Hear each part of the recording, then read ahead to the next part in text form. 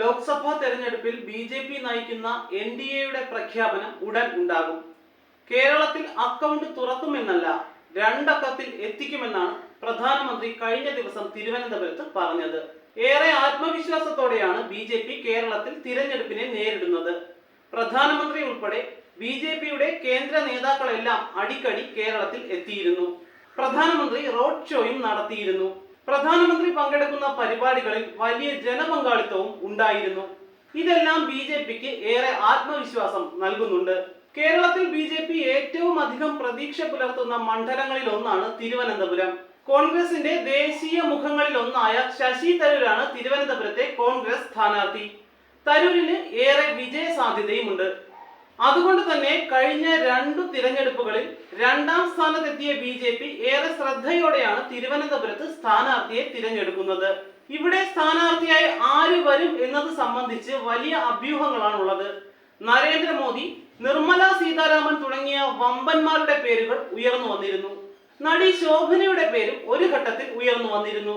ഒടുവിൽ എല്ലാ അഭ്യൂഹങ്ങളും ഒരു സ്ഥാനാർത്ഥിയുടെ പേരിലേക്ക് എത്തിയിരിക്കുന്നു എന്നാണ് വിവരം. കേന്ദ്രമന്ത്രിയും മലയാളിയുമായ രാജീവ് ചന്ദ്രശേഖറാണ് തിരുവനന്തപുരത്ത് മത്സരിക്കുന്നത് എന്ന് ഏതാണ്ട് ഉറപ്പായി കഴിഞ്ഞു.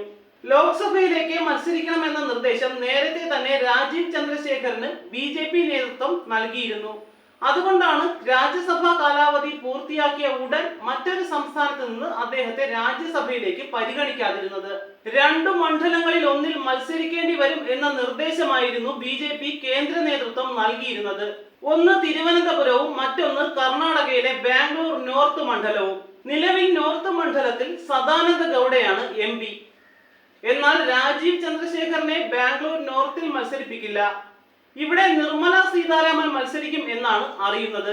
ബി.ജെ.പി. കർണാടക ഘടകം എതിർത്തത് കൊണ്ടാണ് രാജീവ് ചന്ദ്രശേഖറിനെ ബാംഗ്ലൂർ നോർത്തിൽ മത്സരിപ്പിക്കാതിരുന്നത്. 2080-ൽ 11.4% തിരുവനന്തപുരത്ത് ബി.ജെ.പിക്ക് ലഭിച്ച വോട്ട്. 2014-ൽ അത് 32.32% ഉയർന്നു. 2019-ൽ വോട്ട് ശതമാനം 31.3 കുറയുകയാണ് യഥാർത്ഥത്തിൽ ഉണ്ടായത്. ജനകീയനായ പന്ന്യൻ രവീന്ദ്രനാണ് CPI സ്ഥാനാർത്ഥി. സർവസമ്മതനായ സ്ഥാനാർത്ഥിയാണ് പന്ന്യൻ. കഴിഞ്ഞ 2 തിരഞ്ഞെടുപ്പുകളിൽ LDF ഇവിടെ 3ാം സ്ഥാനത്താണ് വന്നത്. അതിന്റെ ചീത്തപ്പേര് മാറ്റാനാണ് ഇത്തവണ ജനകീയനായ പന്ന്യനെ സ്ഥാനാർത്ഥിയാക്കിയത്.